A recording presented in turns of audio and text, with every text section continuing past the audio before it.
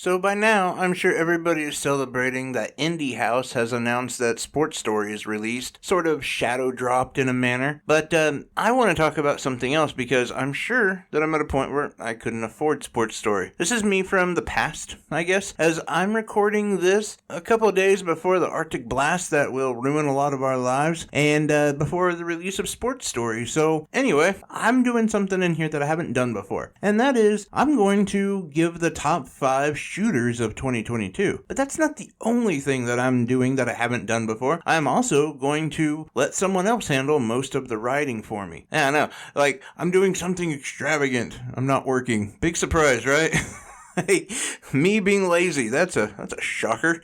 Now, I had other reason behind just the fact that I'm about as lazy as Jabba the Hutt mixed with the sloth. It's the fact that I don't really know shooters that well. You know, I could give you the nuance between Xenoblade Chronicles 3 and Diofield Chronicles. I could easily spot those differences, but if you hand me a shooter, I'm like, it plays like Call of Duty. Like, no, it's Doom. Well, I don't know. You got the gun, the first person thing going on, you're shooting stuff, plays like Call of Duty. Like, that's my whole take on it, and it shouldn't be. And I get it that it's a wonderful genre that just isn't my bag. Like, I've tried many times to really get into them, and I used to really love them, but I think I just got burned out by, well, Call of Duty, honestly. And just the idea of, like, I don't care anymore. That doesn't mean that that's not how everyone else should feel about it. And I think it's still a really great genre with a lot of really great games. And in fact, some of my best video game friends really play just a ton of shooters and really love them. So it's not like I have no respect for the genre or its gamers. It's just not something I'm into. So I figured it'd be better to have an expert, somebody who really loves these games and someone who knows more, well, far more about them than I do. And that is where I'm bringing Adam Miller. Now, Adam didn't really specify an order. And so I'm going to go ahead and just kind of assume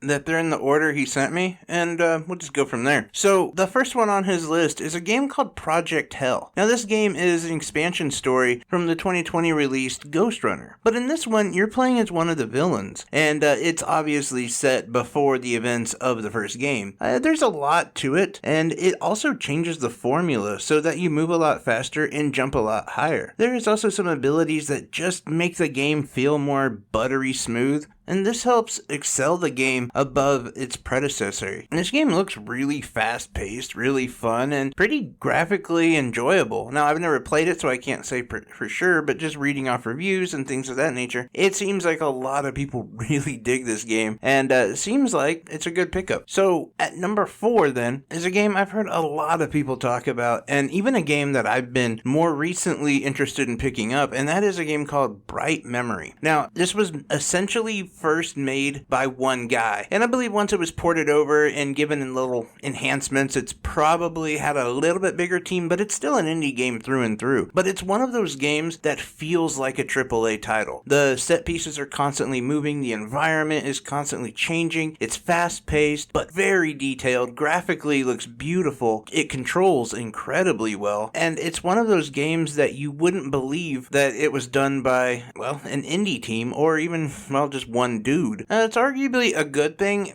but also maybe a bad thing. This game does have a really short runtime. It sort of fits the narrative of the game because of how fast-paced and just like a big blockbuster movie that it replicates. At number 3, we have a game called Power Slave Exhumed. Now, this is a remaster of a classic that was on the Saturn and PS1, but nobody played it because they thought it was basically a Doom clone in Egypt. It's actually not like Doom at all. In fact, it plays more like a Metroid Prime, if you will, with you gaining new movement abilities and revisiting old areas that lead to new upgrades and new areas as well. It's a very good, satisfying play, especially if you like retro shooters. And apparently, Adam does like retro shooters, so he would definitely advise grabbing this one. Now, at number 2 is a game called Severed Steel. Now, this game is all about style, with the characters sliding, wall running, leaping, and shooting all over the place as you take out a swarm of enemies. What really makes the game so awesome is that you gain access to an arm cannon that blows holes pretty much through everything, allowing you to basically do whatever you want and cheese loads of stuff. A very cool game with a really interesting concept and incredibly unique in this genre.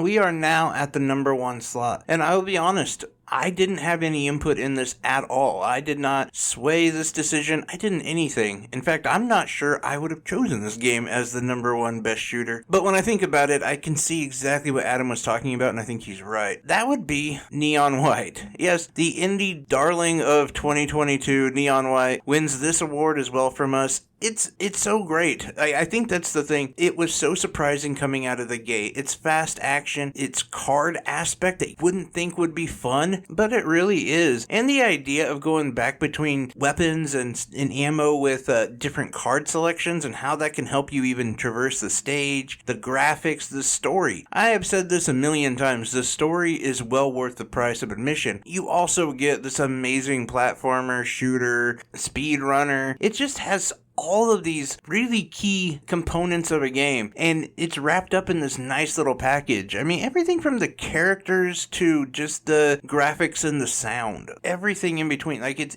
if it's not grading a 10 out of 10, it's an 8 out of 10 or a 9 out of 10. Like, nothing in this game is weak at all. It's such a great game, and I think one of the things that makes me even appreciate it a little bit more, aside from it being an indie game, and we all know I tend to give indie games a little bit more cred, but it's also the value. Like, this is an incredibly well-priced game for what you're getting. In fact, some could argue cheap priced game, a budget game that maybe could have asked for more money. Probably could. And you gotta just give them credit for putting it at an accessible price, the gameplay accessible. Everything about this game calls for you to check it out. But that's just our thoughts. I have to thank Adam Miller. I really appreciate him for doing this for me, because this was a genre that I kind of let out in the cold last year, and I don't want them to be left out. It's just, I have nothing to add. And it was just sort of a coincidence that I actually really ended up playing the number one game on the list and enjoying it as well. But again, I can't thank Adam enough. He's been awesome. This year has been great getting to know him and work with him and just be part of that, I guess, team. I